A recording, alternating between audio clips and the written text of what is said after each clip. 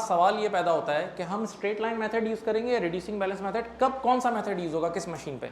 तो अगर equal usage हो रहा है, ऐसा एसेट है जो इक्वली यूज हो रहा है हर साल, फॉर एग्जांपल ऑफिस मशीनरी या ऑफिस का एसी होता है जो 9 to 5 9 to 5 9 to 5 रोज चलता है, तो इसका मतलब रोज इक्वल यूज होगा तो उसका इक्वल वेयर एंड टेयर है। तो जब हर साल इक्वल वेयर एंड टेयर है तो यहाँ स्ट्रेट लाइन मुनासिब है। या कोई ऐसा एसेट है जिसकी हर साल इक्वली डिक्रीज इन वैल्यू हो रही है तो वहां भी स्ट्रेट लाइन मुनासिब है। लेकिन अगर कोई ऐसा एसेट है जिसकी शुरू के सालों में ज्यादा डिक्रीज इन वैल्यू आ रही है, यानी शुरू के सालों में यूज ज्यादा है और आने वाले सालों में यूज कम है, तो वहां रिड्यूसिंग बैलेंस मेथड मुनासिब है। इस पर मैं एक किस्सा सुनाता हूं, एक ऐसे हाइपोथेटिकल किस्सा।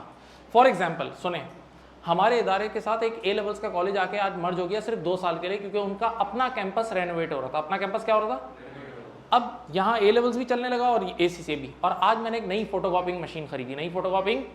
तो जरा सोचो, इस पहले 2 साल ए लेवल्स और एसी से दोनों है तो photocopying machine non stop use होगी, और 2 साल बाद वो ए लेवल्स कॉलेज वाले चले जाएंगे तो फिर अगले सालों से फिर कम कम यूज होगी।